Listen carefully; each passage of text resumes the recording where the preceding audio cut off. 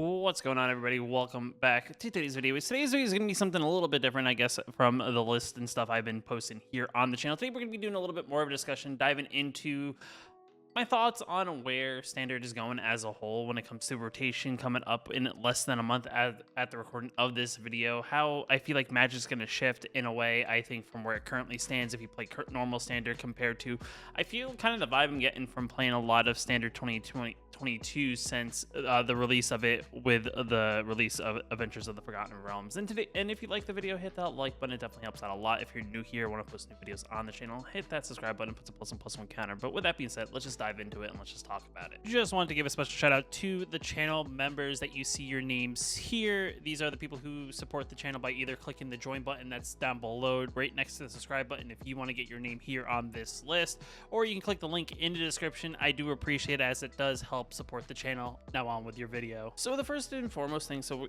we got, Standard rotation coming up in September, like it always does, with the release of Innistrad, the first set of the Innistrad block. And this is going to be kind of interesting because this is going to, I feel like, be the first time, I think, at least in the past few years, where we feel like Standard is going to go in a fresh way. I know if you play Standard 2022, I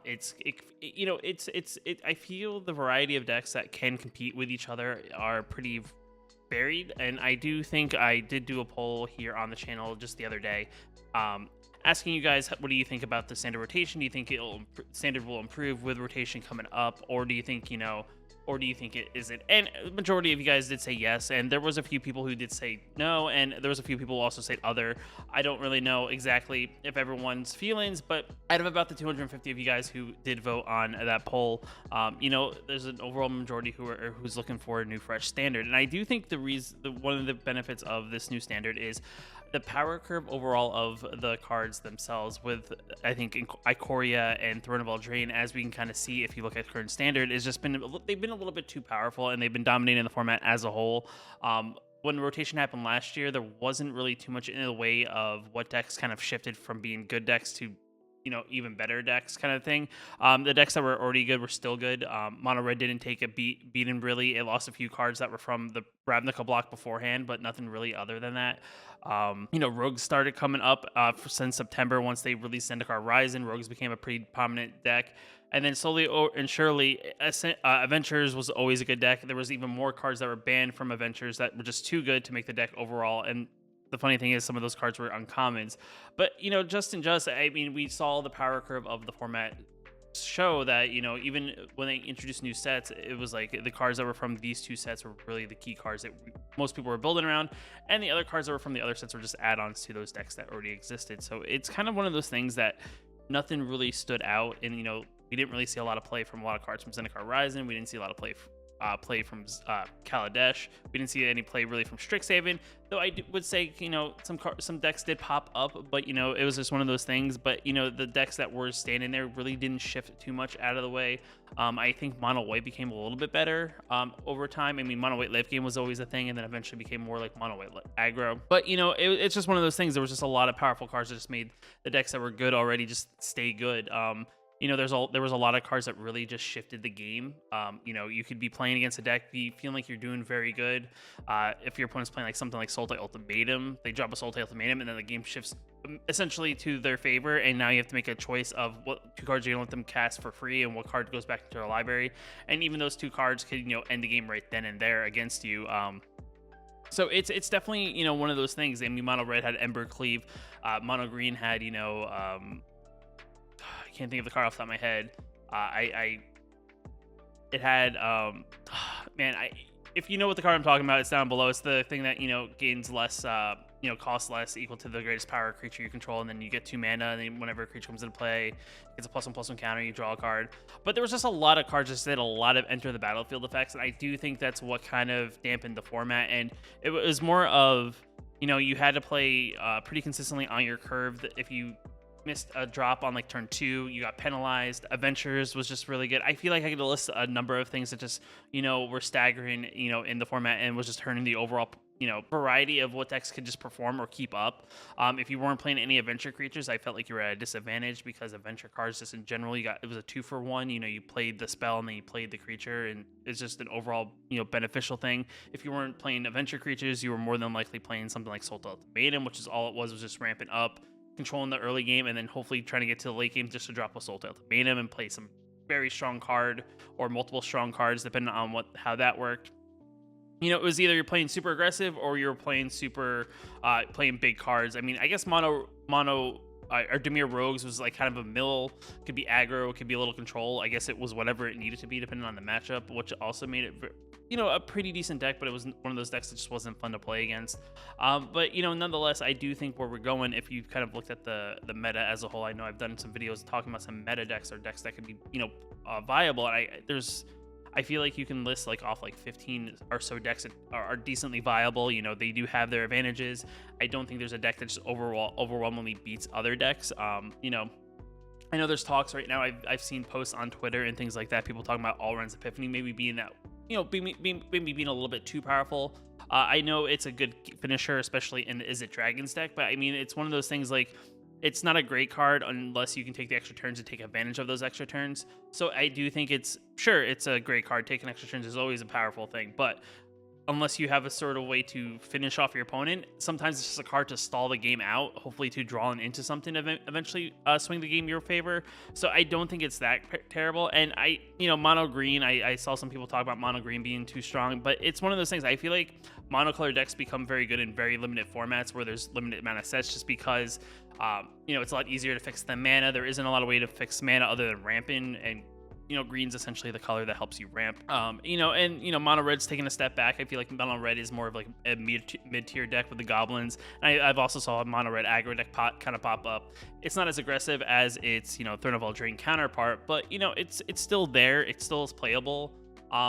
Is it going to be the consistent blow your opponent out by turn 4 deck? Probably not, but it's in a better playing field. It's more level against other aggro decks, against other decks in general.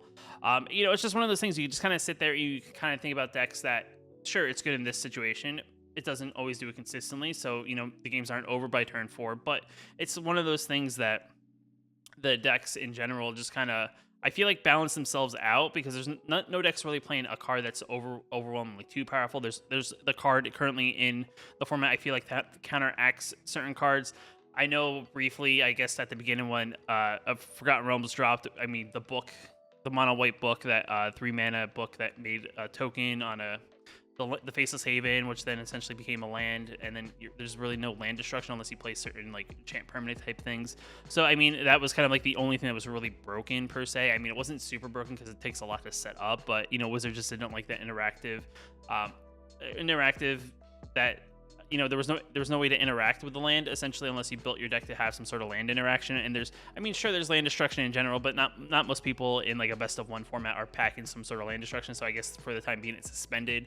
But nonetheless, I don't think the card is overwhelmingly that powerful. It's just there's just really nothing to interact with it to really stop it from happening, unless you can disrupt the combo or having your opponent set up the combo per se. But other than that, I mean, where we're going with Standard 22, I do think it's going to be in a good position. I think the one benefit here is I feel like whenever they introduce new sets, I feel like the cards are going to be actually playable, because that's another thing. I do think there was a lot of cards that didn't see the light of day because they just weren't strong enough. There were strong cards, but they weren't good enough to, keep up with those powerful cards that were in the format. And that's kind of one of those things. I mean, you can see a bunch of content creators or even players in general. I feel like a lot more people are playing Standard 22 instead of, regular Standard, unless you play your local FNM and they're still playing regular Standard. I just think it's going to be one of those things that when this Standard ends, it's going to be a nice refresher for everybody. We're going to it's people are going back into playing Party from Zendikar Rising, which, is a cool concept. It wasn't playable really to keep up with things in Throne of Eldraine or even the mono white aggros, but Party being something that's definitely good. Being able to play Landfall without the fear of really anything scary too happening. I mean, heck, even the starter decks that we're going to be getting, the players who've been playing the game or the players who are starting the game, I do feel don't feel too far back. I mean, sure, their starter decks are not the greatest decks.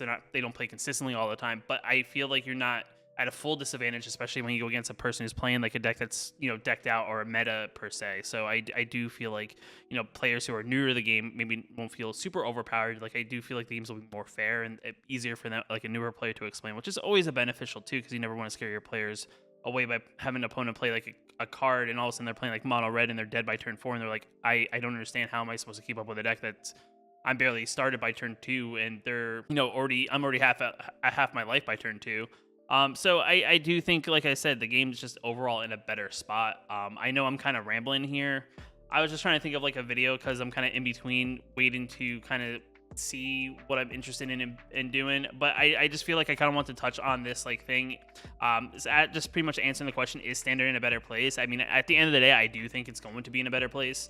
I do think the newer sets are going to be playable. The older sets are playable. I do think there's a decent variety of deck types you can play. So if there's something that you like, I do think it can compete at this level. I think there was just a lot of wasted, you know, deck mechanics that just couldn't keep up with the power of like, you know, the Throne of Eldraine stuff. I think Mutate unfortunately kind of got the lesser end of the stick. I know there was a Jeskai Mutate deck, but it wasn't the strongest. It wasn't consistent enough. But, you know, like I said, I just think it was unfortunate that there's a lot of cool mechanics I'm sure Wizards introduced the past year, or 2 years ago when Ikoria and Throne of Eldraine came out. But, you know, they just unfortunately got swept underneath the rug just because they weren't strong enough. I mean, companions are one of those things that I guess a lot of people are happy that they're gone. I mean, sure, it's kind of one of those cool things. If you see your opponent playing companion, you kind of understand what deck they're playing. But yet again, I mean, I think there's just a lot of stuff that I think a lot of players are going to have. I mean, if you really look at the history of Magic, just kind of like wrapping up here, I think Throne of Eldraine has to be like one of the sets that had the most cards banned from it. I think the original Mirrodin, or the Mirrodin block per se, may be up there as well. But that's a different story. You know, I don't think like the artifact lands and stuff didn't really get banned, I think, towards the tail end of Mirrodin for the most part in Standard. But, you know, it's just one of those things. It's just crazy to think that I think Throne of Eldraine had like 8 or 9 cards total banned from it. I mean, Oko initially out the bat was already banned literally weeks into it being released. Then you had Fires and Intervention. Then I know Uro got banned. Then I think, you know, some of the Throne of Eldraine cards like the Cat got banned. The Lucky Clover got banned. I think there was that mono green colored card that also got banned. Just looking at the list of cards that got banned, I mean, you just had to see that the set was just way too powerful. Just to, you know, just to have so many cards get banned from it.